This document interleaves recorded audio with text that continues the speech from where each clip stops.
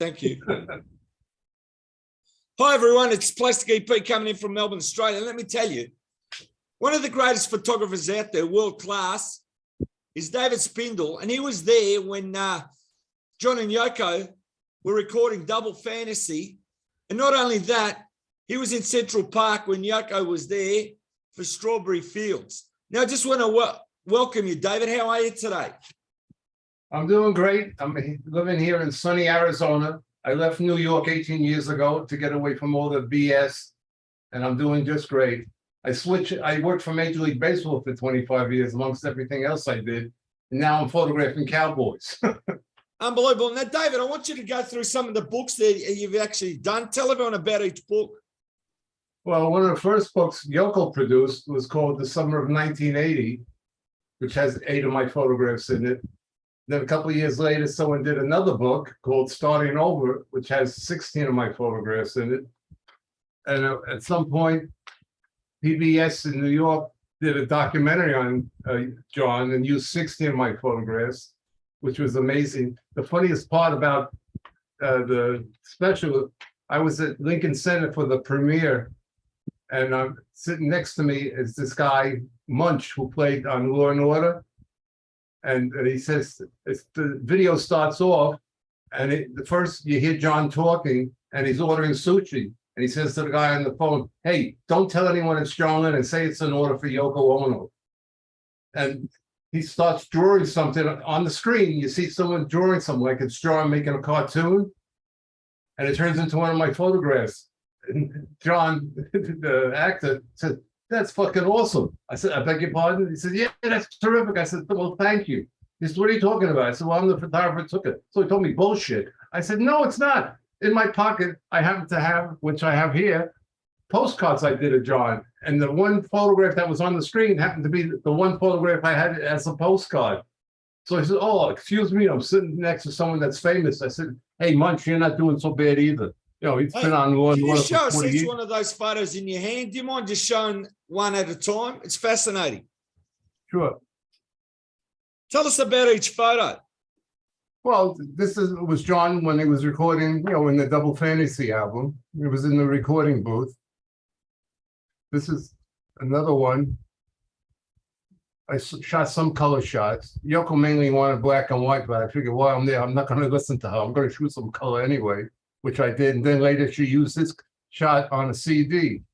This one. John Lennon acoustic. So I'm glad I shot the color. I guess she was too. And then there's another photo on the back of it. And then inside, there's a little booklet with several of my photographs. And then she also produced a promotional piece with another one of my photographs.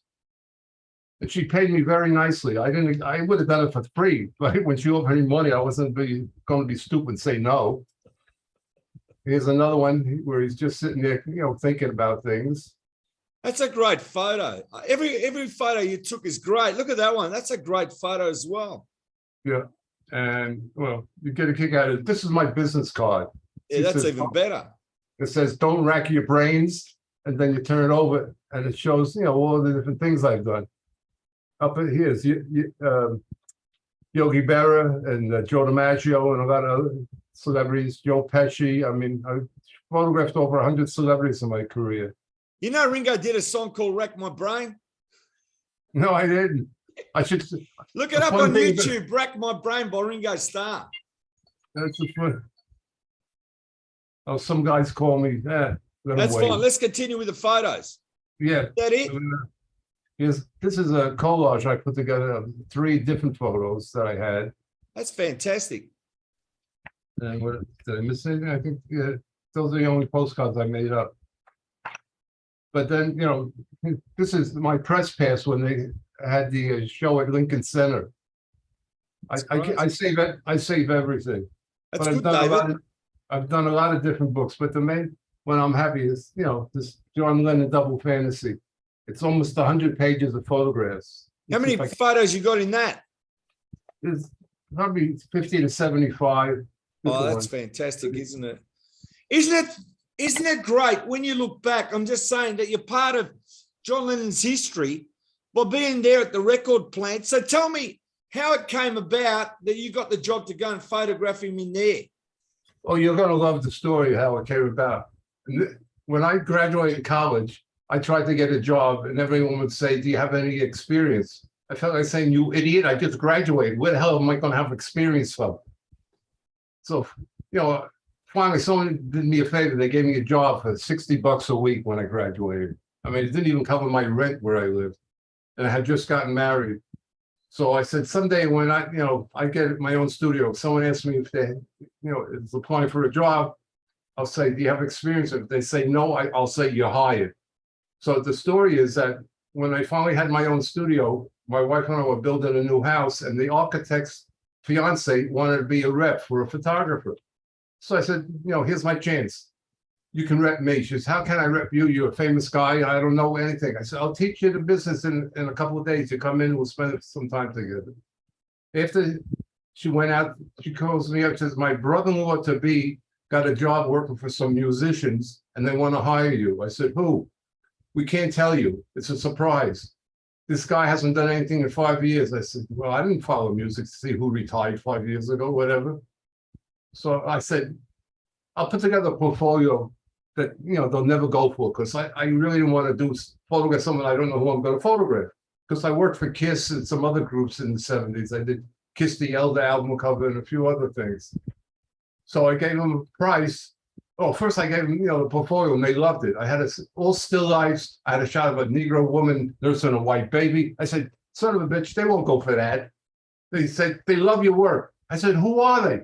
Can't tell you. I said, why not? I said, and you had no idea or inkling that it was John Lennon. No, none whatsoever. See, at that point, a normal person would have said, I can't do a job for somebody I know in case he was a nobody. Yeah. So I then said, I gave them a price no one in their right mind would pay. Figured that'll chase them away. They said, fine. I said, I want a purchase order. I don't trust someone who says they're going to. So the guy said, believe me, they'll be good for the money. So I said, all right, I'll take a chance. I pack up my equipment. I go up to the hitch factory. I still don't know who I'm photographing. See, that's an unbelievable story there. That's nuts. That's total crazy. It gets nuttier. This Asian woman comes out of a booth. I don't recognize her as Yoko. She takes me to this room that's the size of a broom closet where I had put my equipment, because I brought a lot of equipment because I didn't know what they wanted me to do. They basically said it was going to be for publicity. So the end result is she takes me into the room, and she says, the first thing I'd like is a group shot of everybody. I can actually show you the photo. Yeah, do that. This is like the Magical Mystery Tour in 1967. You don't know where you're going. Yeah.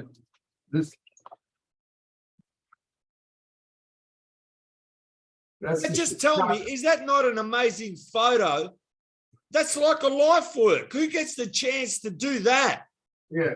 So I said to her, she says to me, the first thing I want is to photograph everyone involved in the recording.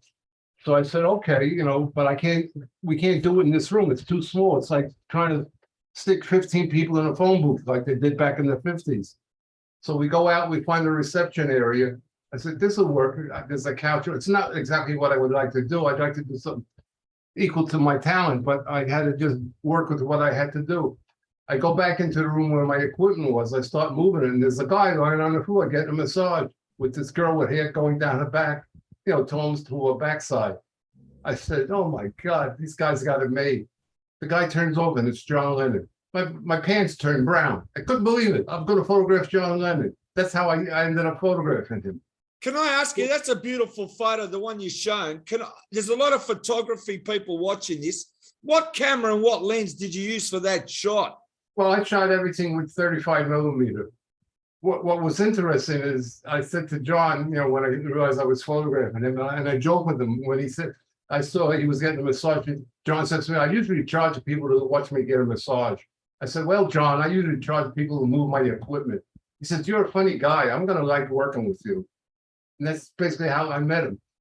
And then he was telling me what he'd like me to take candid shots while they're doing the recording. I said, well, I brought strobes and big lights. I said, I can't use those because it'll be a distraction. I'll shoot everything available light. And where the recording was, it wasn't very well lit. So I was shooting with my Nikons at a relatively slow shutter speed and f-stops were almost wide open, which wasn't ideal, but yet they came out very natural looking. It's when people look at the photographs, it's as if they're looking through my eyes at the setup. Can I ask what brand camera you used? What brand camera and lens did you use? Well, it's a Nikon. I use different lenses, 50 millimeter. I had a couple of zoom lenses, but the equipment is irrelevant. It's what you see with these eyes. No, I understand that, but a lot of people want to know what equipment you used as a professional photographer. That's why. Yeah. Most of my work that I did in my studio was with an 8x10 camera. I canceled Atlas, but when I did stuff on location, I used the Hasselblad with Nikons. Did you take a few shots of Scene as well coming to the studio? Did Scene come there? No. Okay. I heard that they had a bed on the floor in the studio. Is that true? Well, they had a separate room. I have in the book, I have pictures of the dressing room where they hung out. I got a picture here you're gonna love. That's signed by John and Yoko. Look at that. You got to frame that. That is unbelievable, isn't it? It's the only one in the world. But what's interesting is this is a copy of the original. I finally said, I just turned 81. I said, I don't know how long I'm going to live. If I croak, my kids will go crazy trying to get rid of all my stuff. And can I ask you, has Yoko got the original? She got a copy of this. Okay, what I'm saying is, what happened to the original photo? You got the negative, or is that gone? No, I have the original negative. What I did is I took the black and white and converted it to color. And I had them both sign it. So what I did is I made a copy because I didn't want it to, if I hang it out in my office, which I can show you a picture of my office. I got it here. That's my office. Fantastic, isn't it? There's a life's work, yeah? Up on the top wall are a lot of the portraits of celebrities. Here's some pictures of John and Yoko, and there's tons of stuff. I knew Chuck Connors, Still in Mirror, Sees Imaging Coke, all the great entertainers I was fortunate to photograph. I've got to ask you, I just got to cut in here. Just tell me, with Kiss, right? How great was it working with Kiss? Well, I only met Paul Stanley when he came to the studio. Okay. I think I have a shot here. I did Kiss the Elder. This was in the that was the centerpiece in the album. But Paul Stanley came to the studio. Oh, here. That's Paul Stanley. See it's great, isn't it? So, and this is a shot of some Kiss tickets. It's amazing work too. One of my favorite friends was this guy. Remember Chuck Connors, the rifleman? Of course, Rifleman. We love him. Myself and Chatula Pret love him. That was the greatest TV show out there. And he came to your house, didn't he? Yeah, it's funny when I watch TV and he's on, and the camera has him looking straight into the camera. I feel like he's talking to me. I had a funny story about Chuck, my neighbor, when a new neighbor moved in next door. And I said to my wife, I said, come on, we'll take you out to dinner and tell you about the neighborhood, where to go and what to do. He says, I can't go until after 6 o'clock. I said, what are you talking about after 6 o'clock? He said, I got to watch The Rifleman. Well, I didn't tell him I knew Chuck. I said, I'm going to have fun with this. So we go out to dinner. We come home. He comes into my office, and I got half a dozen different things on the walls of Chuck Connors. He says, where the hell did you get those? I said, oh, didn't I tell you Chuck was a friend of mine? I stayed on his ranch in California. And then when I was there, he says, listen, you cheap son of a bitch, you stayed on my ranch for 3 days. When I come to New York, I'm staying at your house. So I thought he was joking. A week later, he calls me, pick me up at the airport. He stayed at my house for a week. I couldn't get rid of him. Unbelievable. But the funny story with that is my daughter went out on a date. She came home like 2:30 in the morning, and she's watching Branded, his other TV show. And I didn't tell her Chuck's sleeping down in the guest room. For breakfast, I'm sitting there with Chuck and my wife, and she walks in, and she's, son of a bitch, it's Chuck Connors. I said, what are you talking about? You came home 2:30 in the morning, probably got to bed at 3:30, and you're hallucinating. She says, I don't care, Dad. She goes over to him. Chuck grabs her, gives her a big kiss. She says, I don't give a shit if you don't see him. I do. And then for the next hour, well, they did. The two of them were talking. It's like my wife and I weren't even there. So he asked her what she's doing. He said, well, I do photography at RIT. He says, can I see some of your pictures? Son of a bitch, she brings out some nudes she shot of herself. I never saw her. She said, well, you're my father. I said, yeah. And Chuck's a stranger. And you're showing him pictures of you naked? I couldn't believe that was just one story with Chuck. I mean, Did you take photos of Chuck, or did you take photos of Chuck at your house? I took a portrait of him in my studio. I got candid shots of him, in my house. I have tons of stuff. I don't even know. I have it handy. It's amazing. It's amazing how you got pop culture all over the place. It's like my house, and it's all close by. Oh, here, this will crack you up. Chuck Connors played for the Brooklyn Dodgers. That's a shot of him on the set of The Rifleman with Duke Snyder. He would invite the players to do guest appearances on his show. That's amazing. And then when I'm not a cowboy, I put on my Chuck Connors Rifleman hat. That's fantastic. Now, I want to ask you about celebrities of the 70s. Who's some of the biggest celebrities you did in the 70s? Can you give me a few names? Well, Sid Caesar, Imogen Coca, Still and Mira, Jerry Still, who played Mr. Costanza on Seinfeld, Mark Leonard, who was played Spock's father on Star Trek, Dr. Ruth, George Burns, Tony Randall. I'm looking around my office, Stephanie Powers. I wrote to Stallone. He sent me a present of one of his photographs. I'll get it. I'll show it to you. Yeah, yes, please get that photo. That's going to be amazing. I love this kind of interview. It's just like you don't know what to expect. I love the unexpected. I got so much stuff here. That's a letter from him on Rocky IV stationery, and he sent me a picture of him as Rambo. Yeah, but my kids love Rambo. Rambo's one of their favorite movies. That's fantastic. I have several letters from him. I have stuff from Red Buttons. Can I ask you, did you do many music artists in the 70s, for example, like Linda Ronstadt or whoever? No, unfortunately, I wasn't basically a photographer entertainer. I was basically a still life photographer. And I ended up, after I photographed Joe DiMaggio, he introduced me to Ted Williams. And, I started doing a lot of stuff for Major League Baseball. I've actually produced another book. It's called The Kid in the Candy Store of Life. And it's full of 15 stories of celebrities with photographs, both portraits and candid shots. I have letters from Betty Davis.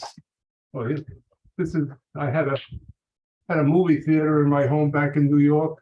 That's unbelievable. Can I ask you, most of your books are on Amazon. That's correct? No, I've self-published these. Okay. And I only produce a few at a time. I just found out on Amazon, there's a place where you can have them produce books and market them for you without paying a lot of money. Most self-publishing companies want 10 grand from you and they do nothing. So I basically, anybody's interested in my John Lennon book, they can contact me via my website, which is spindelvisions.com. There's an email on there, or they can email me directly at D as in David, B as in Barbara, Spindel at cox.net. And I have, I sell my postcards, I sell the John Lennon book. I've made coffee mugs with my photographs on it. No, that's fantastic. I want people to go to the links. Can I ask you something? Absolutely. While you were there in the studio with John and you were seeing him in his element, develop the songs, while you're taking photos, you're observing everything what's going on. How big is the genius of the man when he's in there doing double fantasy? I'm asking you because you were there. It's incredible. There's a time when he was, changing the words to "Hard Times Are Over." And when he was finished, he took the paper and threw it in the garbage. If I was a collector and had my brains on, I would have taken it out, and that probably would have been worth a couple $100,000. But it's like when I knew celebrities, they'd say, "You want me to autograph something?" I said, "No. If you autograph something, it could be something that I created. I don't want just an 8x10 glossy of something you did." I mean, I got to meet Katharine Hepburn, which was totally off the wall. I mean, her secretary warned me when I came to visit her, because I had sent her a gift of one of my photographs. I called celebrities like Katharine Hepburn and Betty Davis precious people. As a kid growing up in Brooklyn with my dad, we used to watch all their movies on TV. My dad was a workaholic. He was a pharmacist. He worked 7 days a week. And he did the family a favor on Sunday. He only worked from like 9 to 1. And the rest of the time, he either went to visit the grandparents or watch movies on TV. And, so I said, I wrote to her and I had sent her a photograph of old roller skates because I know she used to roller skate when she was younger. So I figured her secretaries tell me she won't sign anything, but I said, maybe I can get it signed on Golden Pond. Because I did a lot of movie posters for like Broadway Danny Rose, the Cotton Club, Platoon won all these awards. They never even put my name on the poster. They got it on the check though. So after I showed her my photographs, the secretary said, "What's that you have rolled up?" I said, "Well, I was hoping Miss Hepburn would autograph my movie poster from Mount Golden Pond." She said, "I thought I told you she doesn't autograph anything." Hepburn goes like this. See my mouth? It still works. For Mr. Spindel, I will sign it. She goes over to her piano, wife moves over all her little knickknacks, and she says to me, "Are you going to send this to Hank?" I said, "What do you mean?" She says, "Well, Hank sees my name on it. He's not going to sign it. He likes to be first. You buy another one, get him to sign it, come back to me, and I'll sign the second one." That's my Captain Hepburn story. That's unbelievable. Can I ask you now? I've got to go back to John Lennon in the studio at the record plant. Sure. While you were there, who was visiting? Did any of the Beatles come by to visit, or anybody special come by and visit while he's recording Double Fantasy? Absolutely not. I get all these crank calls from people. It drives me nuts. Okay, got to ask you, did he basically have a really close session for the record, did he? Yeah. No one else was there except Yoko and some of the technicians. And after a while, a lot of musicians left, and it was just John and Yoko. And Jack Douglas was the head guy, putting it together. I've kept in contact with Jack over the years. Now, I've got to say this, David, really, you found yourself in a place that, like, when you look back at time, to actually be there with John and Yoko doing Double Fantasy's last album, I mean, really, it's like a dream, isn't it? It's the ultimate dream. I mean, I couldn't believe it. And I tried to get out of doing it. That's the funniest part. But things are meant to be, so, que sera, sera. Well, I find funny sometimes. People say, "Did you actually get to see him?" Well, these people are morons. I said, "No, I photographed him off a TV set." I mean, here I am in the studio. Or one girl once said, "Did you touch him?" I said, "Sorry, I'm not that kind of guy." Can I ask you something? Apart from the photos. Yeah. And after John saw your work in that, did he want to give you anything as a thank you? Or did Yoko want to give you something as a thank you? I'm just asking. No, well, what happened the day after the photo shoot, I went up to show him the photographs. And at the Dakota or at the plant? No, at the Dakota. Okay. I had to go through security, you wouldn't believe it. To get into their apartment, there were like 2 armed guards that, retired cops with the big beer bellies. I walk into the apartment and there's a chamber, a sarcophagus from an Egyptian tomb. It felt like I was underground. I walk into the office, it's a big thick rug, and she was sitting at this desk that looked like it came out of King Tut's tomb. So it was just crazy. And then we went in and I showed them the photographs. And they said, would you consider doing the cover for Double Fantasy? So we set up to do the album cover at least 4 times. And each time at the last minute, I would, go into the studio early. I'd clean up the place. I'd get herbal teas that they liked and whatever they wanted. And at the last minute, they would call me and say they can't make it. And then the next thing you know, David Geffen, took over, distributing the record, and they used some pictures they already had. So I never got to do the cover. But years later, I ended up doing, the one that John Lennon acoustic, which I showed you before. So that was my claim to fame. Yeah, but isn't it great that they at least asked you to do the cover of Double Fantasy? And she autographed it, one for me and for my 2 kids. And then I have other books that I've done here. Oh, this was a portrait I did of Joe DiMaggio that was on a book that his lawyer wrote.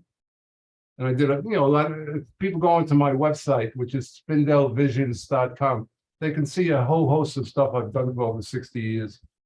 This is another book I put together of just my baseball images. It's 111 pages of photographs. David, I've got to hand it to you. The interest that you have, your life story is fascinating. The photos that you took. And I mean, between you and me, don't you think your photos of John and Yoko really is the ultimate project? Well, they're very special. I mean, the last photographs of John working. And like I said, when you look at the photos, they look so natural. It's not like there's millions of photographs of John out there, but the typical, I hate the word paparazzi, but that's the only term you can use. They'll shoot whatever they can whenever they see them on the street. They're not well lit, but all mine, here's this one. That's him sitting on the couch. It's unbelievable. Can I ask you, would you consider sending one of your best photos to Paul McCartney in the UK MPL? If I found a way to do it, I would. Funny thing is, a guy I know knew Ringo. He was at my house in New York, and I told him how I like to send stuff to people. So he says, "Oh, 1 minute, I gotta go make a phone call." He comes back in, and we're talking. The phone rings. He says, "Oh, it's for you, David." I said, "What are you talking about?" It was Ringo. He was friends with Ringo, this guy. So I told him about the photos. He said, "Well, can you send me some?" I said, "Sure." I sent them. I never heard from him. Yeah, that's okay. But can I suggest this? Do you get one of your best John photos and send it to Paul at Soho there in England, MPL Productions? Just send it in a rolled thing and say, "This is for you, Paul." I think he'd love it. He'd get a kick out of it, seriously. Why don't you email me the exact name? Yeah, no problem. Okay. And this is, I showed you my business card, which has this photo on it. It's called Rack Your Brains. This type of photograph is called the rebus. It's using visual images to represent words or phrases. I ended up putting together a whole book of over 170 photographs that I did like that over 40 years. I got to hand it to you, David. I'm so impressed with your work. As I said, you just carry on with the great work that you're doing. And I love your style. I love the way you're laid back. You just do what you need to do because you're such a professional. Yeah. And I got to tell you, doing this interview with you is just fantastic. What else do you want to show us before we go? Well, here's a book I did about New York. When I worked in New York, I never went anywhere. When I moved to Arizona, when I came back, I walked around Manhattan for 4 hours photographing things I never knew were there.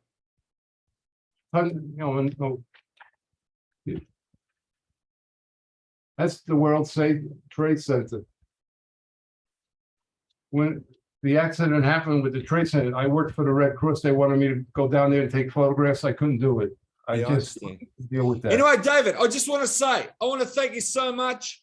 Those John Lennon and Yoko photos, they are the greatest. And as I said, Double Fantasy, I'll try and play that album again today. And you being there, it's just like, as you said, what's meant to be is meant to be. And I can't thank you enough. Okay, well, if anybody wants to see some of the photos, they can go on my website, spindelvisions.com, and check them out. And if anybody's interested, if anyone wants to order a print, I'll give them a 50% discount of what the prices are on my website, because you interviewed me. Thanks so much, David. Go out there to the website, don't wait, and get the photos and put them in your home. David Spindel, you are a photographic legend, and a book writer. You're just amazing what you do, man. Yeah. You spin my head. Don't forget, if you want to order a book, contact me. I'll give it a special on this too. Thanks, David. Been my pleasure.